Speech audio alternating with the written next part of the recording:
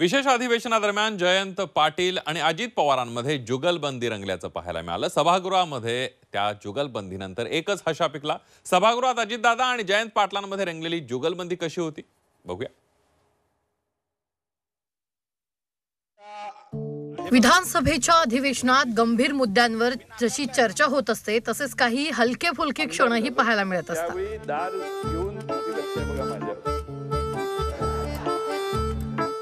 उपमुख्यमंत्री अजित पवार आणि जयंत पाटलांमध्ये सभागृहात जुगलबंदी रंगली।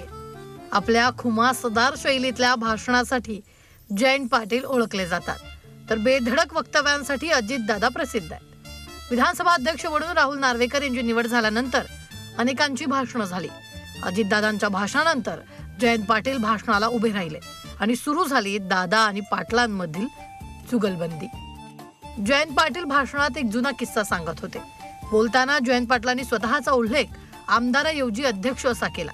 नेमकं इथंच दादांनी पाटलांना कात्रीत पकडलं आणि त्यांची चूक दुरुस्त करून दिली। पण यानंतर शांत बसतील तर जयंत पाटील कसले। त्यांनी लगेच अजितदादांचं आपल्यावर किती बारीक लक्ष आहे असा टोला लगावला। 90 साली मी पहिल्यांदा अध्यक्ष झालो, त्यावेळी दार उघडून आत येताना आमदार झालो, त्यावेळी दार येऊन किती लक्ष आहे बघा माझ्यावर। आता जयंत पाटलांनी बॅटिंग केल्यानंतर अजितदादांनी पुन्हा टोला हाणला। माझं लक्ष आहे पण तुम्हीच प्रतिसाद देत नाही असं म्हणत दादांनी पुन्हा पाटलांच्या कोर्टात चेंडू टोलावला। त्यावर जयंत पाटलांनीही तितक्याच मिश्किलपणे अजितदादांना प्रत्युत्तर दिलंय।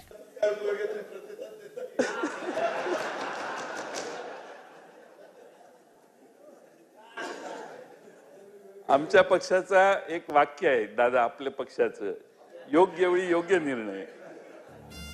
अजितदादा आणि जयंत पाटलांमध्ये रंगलेली जुगलबंदी संपूर्ण सभागृह बघत होतं। सर्व उपस्थित आमदारांनी या जुगलबंदीचा आस्वाद घेतला। कायम राजकीय आरोप प्रत्यारोपाच्या वातावरणात हे हलके फुलके क्षण अनेकांना हसवून गेले। ब्युरो रिपोर्ट, झी 24 तास, मुंबई।